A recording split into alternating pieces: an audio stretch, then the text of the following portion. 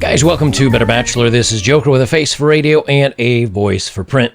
Tonight, I'm going to talk a little bit about promiscuity, and interesting that the statistics are now saying that women are much more promiscuous than men.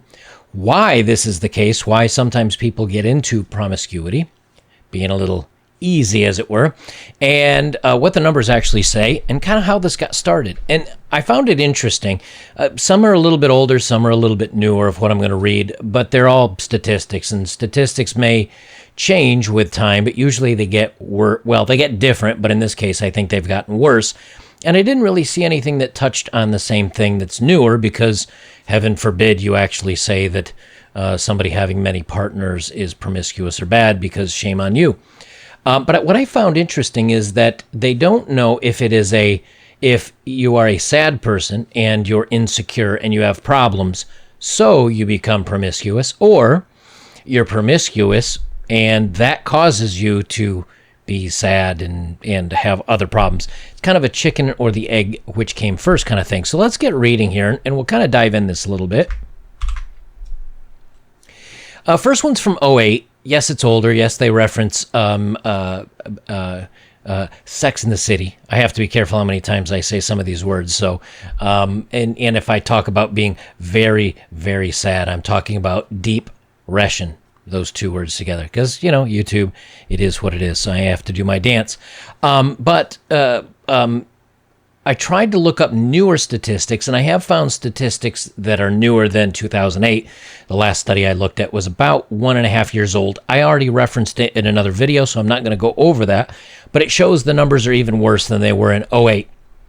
But I like, this is written by Paul Sims, and I think he kind of sums it up pretty well, so let's go over it, and then we'll move on to the other things. Being bold and brazen in the bedroom won Carrie Bradshaw and her friends a legion of female fans, but viewers who think the anything goes antics in Sex and the City is fiction perhaps should think again. Life, it would appear, is more than a match for art. Young women are becoming more promiscuous with more partners than men, research has found. By the age of 21, they've had an intimacy with an average of 9 people, 2 more than their male partner, and a quarter have been with more than 10 partners in the 5 years since losing the big V their first time, compared with a fifth of young men. Now, I pulled up the statistics on this in one of my older videos, and it showed that some women are now rolling into the 30s, the 40s, the 50s, with one talking about a girl that was talking about being with 100 partners by the time she was finished being college age. And we talk about, I'm not going to rehash this either, but I talked in another video about how the differences are chemically in the brain, men versus women with multiple partners. So there is a difference between the two. And I'll get into more as we go along here.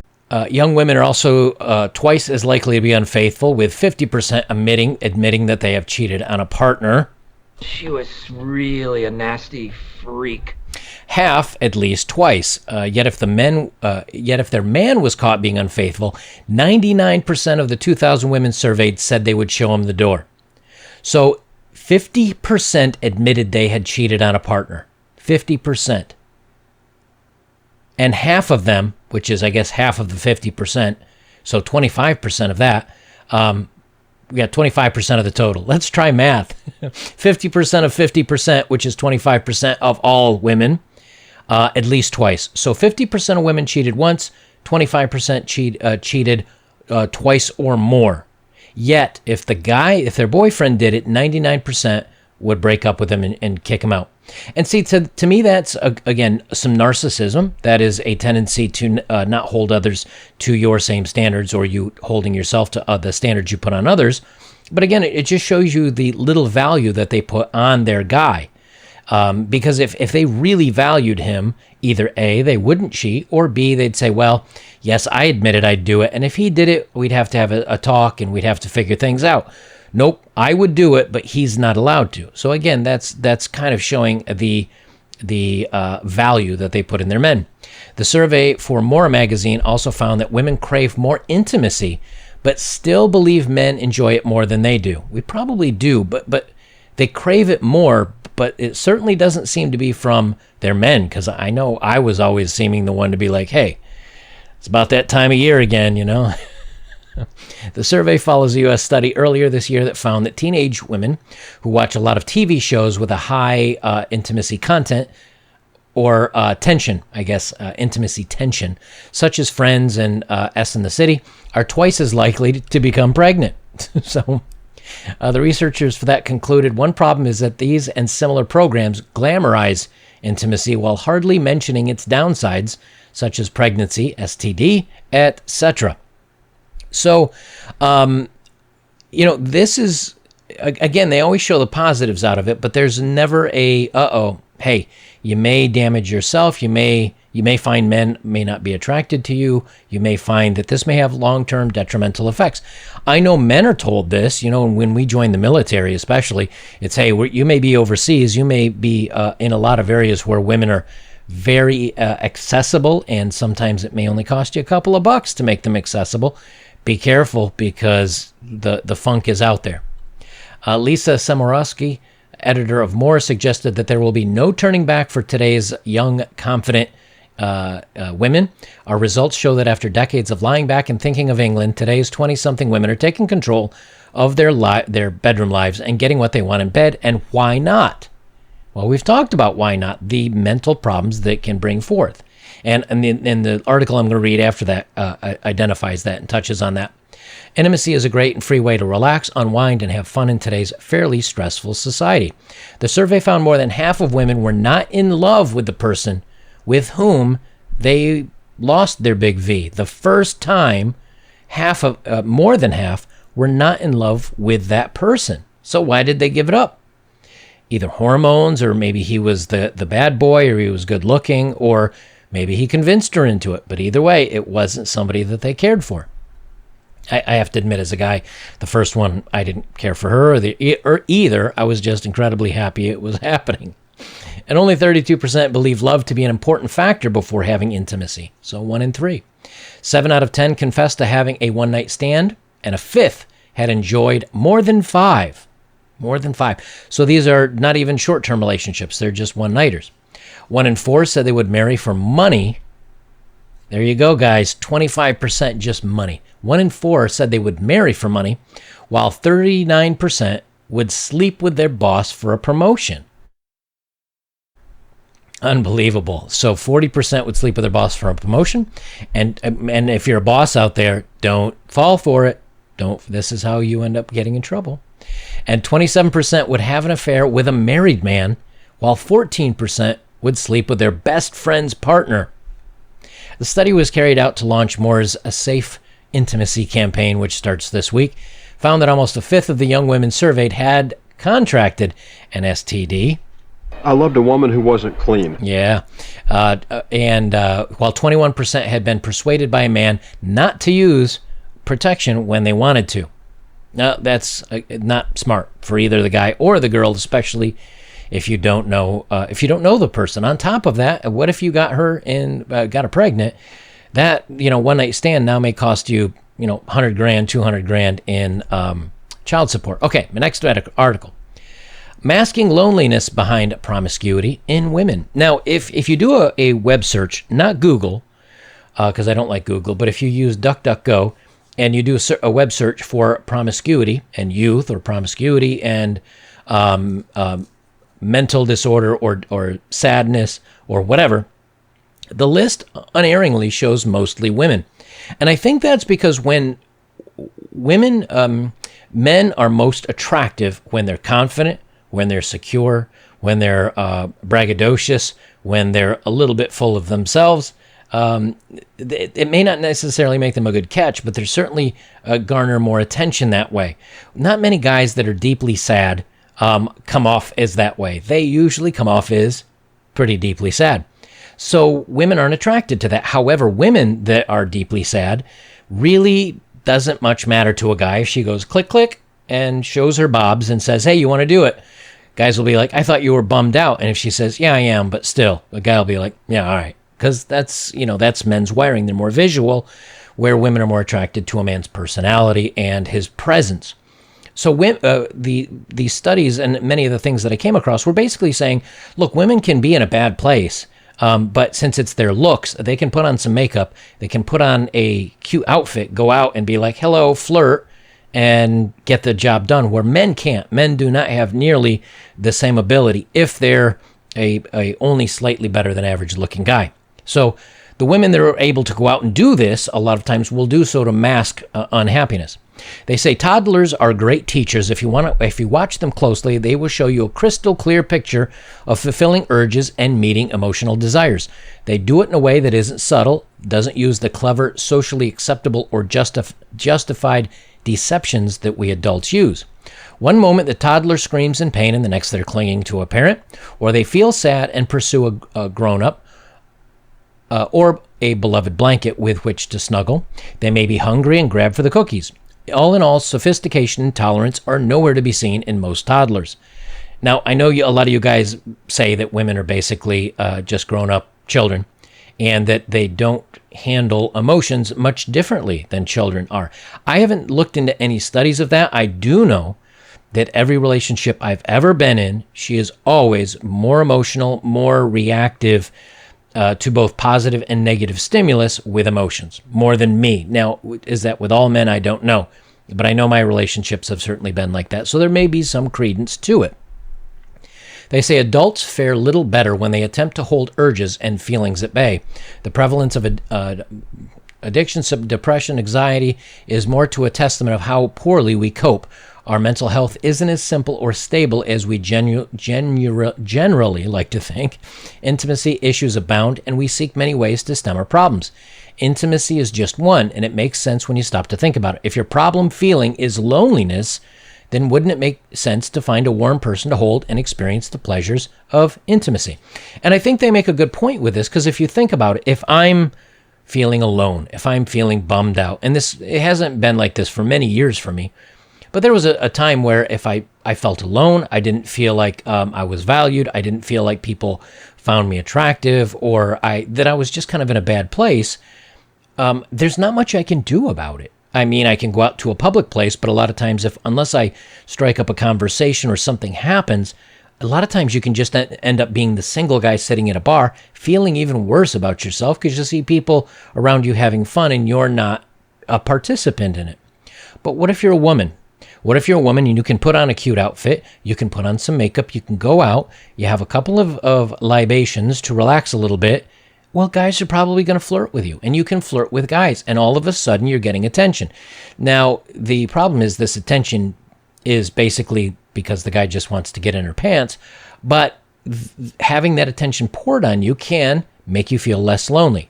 Now, again, I can't speak from firsthand because I've never dressed up in a hot little black mini dress and gone out and had a guy buy me drinks, but that's kind of what they touch on here a little bit. Why do individuals become promiscuous? Our past pain and struggles set us up to view the world through specific lenses. Some lenses suggest intimacy is power.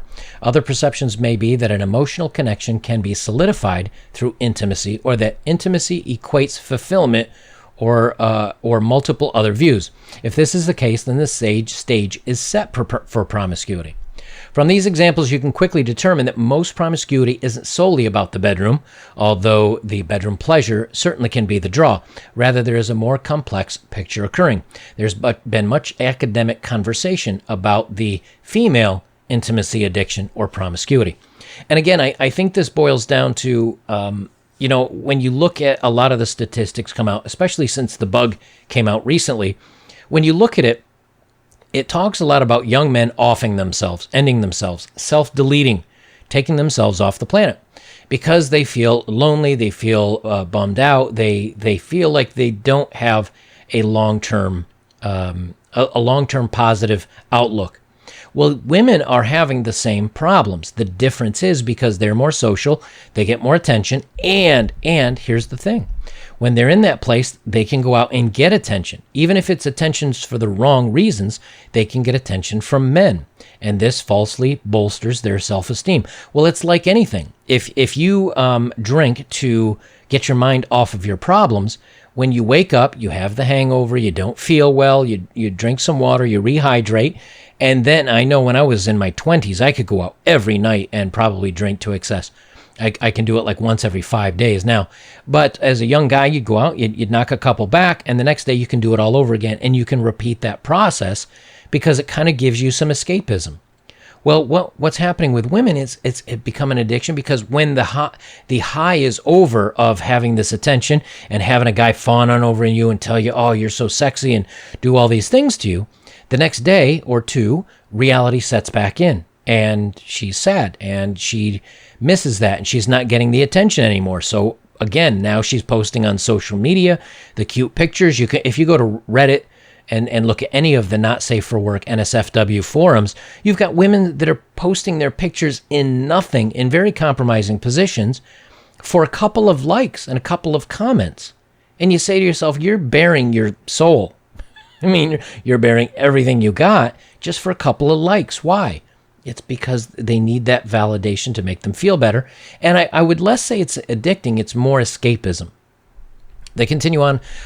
Two key ideas are the following. Firstly, that many women have learned to use intimacy for the sense of power and control in the building of self-worth. Right. And we see this many times, especially with women like, oh, I'm on OnlyFans and look at all these men fawning over me and they pay me money. That gives them power. It gives them control. It gives them money. And so they use this and it does build their self-worth. The second is that the family trauma, little or large, that creates ruptures in relationships or intimacy issues leave a painful gap that intimacy pleasure appears to fill. And again, like I said, that attention. And if you look up codependent narcissism, and I don't know if I'm using the exact words right, but there's overt narcissism and then there's covert narcissism, which is the hidden narcissist. Those are the ones usually that will use intimacy, love bombing. Oh, wow, you're such a great person. And you get sucked in thinking, hey, this might be a great relationship. She seems really into me. You get sucked into that, but really what she's doing, setting you up to make you a narcissistic feed for her, giving her validation. They say, either way, the purpose of intimacy is the same: relief. It is a rapid movement towards intimacy, seeming to be an antidote to any discomfort that is felt. How is loneliness masked by promiscuity? So what about loneliness? How is this particularly masked by promiscuity? Intimate pleasures can provide a rush of oxytocin, dopamine, and more neurochemicals that create ecstatic feelings of connection and pleasure. If you were feeling lonely, wouldn't that combination be wonderful? Connection and pleasure. Here's the mask. A woman can find mental health stabilizing effect from promiscuous intimacy because of the physical effects created. Sadly, when the neurochemicals and the excitement fade, you are left with the same problems with which you started. And this is kind of what I'm talking about. The girl that offed herself, that ended herself because she stopped getting as many likes and comments on her feed since the bug came out, and she wasn't able to meet up with her real friends, and she started getting into the spiral of deep sadness. It's because she lost that narcissistic feed. Well, it's the same thing. It's used as both a neurochemical rush as well as the attention validation, and when that goes away, you have to do it again. What are the consequences of this behavior? The first consequence of this cycle is you need to find new partners to recreate the excitement and the sense of connection. The same partner doesn't do it because now you already know they like you, that you already know that they're into you, and so it becomes boring. And this is why a lot of relationships are ending after very short periods of time, because that narcissistic excitement isn't fed anymore. Now, this may not necessarily be narcissism, but I link it up to it because narcissists need outside validation to make them feel good. And this is kind of the same similar thing. When you get the same validation, it's like, what's a good example? If you get a new puppy, as an example, or a new cat, you're playing with it, it's exciting, every day is new and it's interesting, but after a couple of weeks and you taking care of it, then it's okay, I have to walk it, I have to feed it, I have to take care of it, and it becomes part of your life. It's not the new puppy, it's just my dog. And you may still love the dog, but it's not the new excitement. And maybe that's not the best way I can relate it, but it seems to be kind of the same thing with this, where it's the new relationship, the new guy that's interested in me. And I know as a guy, if multiple women were to come up to me and go, wow, you're really good looking, I'd love if we could go out. Even if I have a girlfriend, you'd be like, hey, yeah, man, I've got it. And that's a good feeling. Well, the problem is you have to take it to the nth degree to get that feeling. Promiscuity, therefore, can lead to shame, shallow relationships, and labeled as a number of awful terms that I'm sure you could list, like a garden tool used to dig rows, harm to the sense of self, and the ability to build meaningful, intimate relationships can be hampered, resulting in what the public often calls intimacy issues. Right. Or pair bonding, as we call it. You lose that ability to just enjoy the moment with one person special. It becomes you needing a new cycle. Women in this addiction is often securing pairing, but when this intimacy-seeking behavior becomes compulsive, the addiction is easier to see. Right, so you can get a partner, you can love them, perhaps, you can want to be with them, but they will not fulfill this need, which is why the women step out, why they cheat, as well as hypergamy, looking for a better partner. Loneliness is then never truly addressed. The intimacy addiction is a mental health problem that results in intimacy issues because addiction is self-focused and doesn't allow for the slower cultivation of knowledge and true affection. Furthermore, the overfocus on the intimacy engagement reduces the focus on platonic friendships with either gender. This ultimately serves to keep the loneliness hidden from view, yet still felt at a core level. And this is why I say so many times, like if a woman has this in her past, she has to be willing to say, A, this is my past. B, I'm not proud of it. Here's the problems. Here's why I did it. Here's what my therapist and I talked about. Here's how we came to get through this. Now, you as a guy may say, you know what? I am not okay with you having that many partners. I don't know if I can trust you. I know women that have this kind of past, have those issues. Others may say, hey, as long as a woman says, I've identified it, I'm truthful about it, I've seen a therapist about it, and I've corrected this problem, and it is no longer a part of my past, and I've moved on. Some of you may say, I will find that acceptable in some sense or another. That is up to you to decide. That is not up for me or anyone else to tell you if you're okay with that or not. You either are or you aren't. I know some of you kind of get into the chimerism, if I'm remembering the word correctly, chimerism, where once a guy has been there and he has left his DNA behind, it always is part of her, because it passes the blood-brain barrier and can be found in other siblings. I did a video on this as well, and it turned to find out it was usually because the woman had deleted a child that she was going to have when she was pregnant, and that was the DNA that was left behind. Some people did. I looked at the studies. I did a video on it. It's a long rabbit hole you can go down. And lastly, you can go based on what a doctor has said, which is, when a woman has her monthly cycle, the entire uterine wall sheds and everything is flushed out, and it is basically like a clean room. That is up to you to decide whether you are okay with that or not.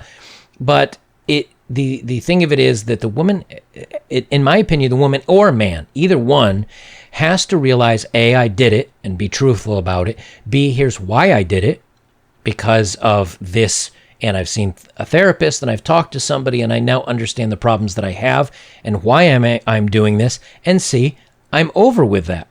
The problem with all that is those are words, and words are cheap. We can only judge others based on their actions, not their words. So you would have to know this person for an extended period of time and be able to see their actions to know if they're being truthful or not. Well, let's face it, you're really not going to be able to do that until you're living long-term with somebody and living with them.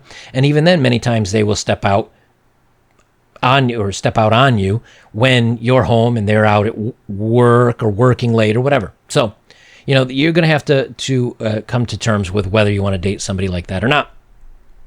They say, what should I do if I recognize this problem in myself? Kind of basically what I just said. You need to talk to somebody and go over it. And lastly, I'll touch on this just very quickly because I'm going a little long. What the numbers of intimate partners says about you. And they go down into here what women want, which is in the past, people have assumed that men want lots of partners and women just want to fall in love. And that's not the case. I'll leave the link down below if you want to get into this deeper. The genes, now they say genes matter. They haven't found a, quote, a promiscuity gene, but there does seem to be a genetic component in this. What I find interesting is that it also may be a bipolar. It may be the deep sadness. And the interesting thing is they don't know if you doing these actions are what makes you sad, or you become sad and you find this, the intimacy and having lots of partners, as the way that you try to work your way out of it. That's the chicken or egg. They haven't found out which is which. People that have more partners have more friends because you're socially out there. But the truth is, are they really friends, or are they just looking at people maybe to take advantage? That is a good question. That's the question I ask. Promiscuity and mental health. They say there's no definitive link, but like I said, it could be one or the other. And then the influences of upbringing, and that will relate back to covert narcissism and the way you're raised and not understanding how love is supposed to properly be expressed. And then, of course, cheating. The higher the promiscuity, the higher the likelihood of cheating and long-term relationships failing. But I'll leave this link down below. I don't want to get into it too far. So there you go, guys. I thought you'd find it interesting that it looks like one of the reasons it's not that women would be given. Well, that's a good way I can put this. Given the opportunity, men would be just as promiscuous as women are. Now, would they do it because they want the intimacy? Would they do it because it makes them feel better? Would they do it because we're men and we have that drive with testosterone? Well, they say that women seek it out just as much as men do. So it sounds like actually both people, both men and women, would have it more often given the ability. However, since women can really pretty much put on a cute outfit that shows their assets, so to speak, a little bit of makeup, go out and pretty much hit their target every night that they want to, where men, it's a much more difficult opportunity for us. We have to work a lot harder at it and have kind of luck shine in our favor, unless, again, you're the top 10 or 20% of guys. The fact is that it's not that women are doing it because they want to, or it's basically because they can. They have the ability. So where a guy might say, I'd really like to, but I keep striking out, well, I'm going to load up a video game. I'm going to open up grab a cold one and maybe have a little bit cold whiskey, and they escape internally because they don't have that escape externally. So if you find yourself kind of upset that you're not getting the bedroom action that you'd like, understand that as a guy, it's not the same for us. Number two, that escapism is not going to make you happy. It is just a way to mask the problem or to get away from it for a little while, which is why a lot of times when you have a bad breakup with a girlfriend or something's going bad, you can hang out with some buddies. Maybe you can play a video game. You can go watch a movie. You go out to dinner. You go out and have fun, and you're not thinking about it. And then when you come home, you start saying, man. And that starts sinking in again. Find something to get your mind off of things, and I think that'll help. And to the women that are doing this, it seems that all they're doing is damaging their future prospects on actually having a good relationship, and they need to understand what they're doing, why they're doing it. They need to address it and then clean things up, because if they don't, it's just going to get harder for them. Guys, if you'd like to support my work, links are below as always. If you have, thank you very much. The best way you can support me is like, comment, share, subscribe, and check out my older videos. And don't forget to join me over on betterbachelor.locals.com. We can hang out, have some fun. We've got the forums and all that good stuff over there. Guys, that's it for me. This is Better Bachelor. I'm joking. Remember, it's not necessarily that women are bad because they do it, because men would do it just as much if they had the opportunity. But the problem is this leaves a trail of bodies behind them that guys seem to understand that they don't want to deal with. They don't want to be compared against that, and they don't want to be with somebody with that kind of past.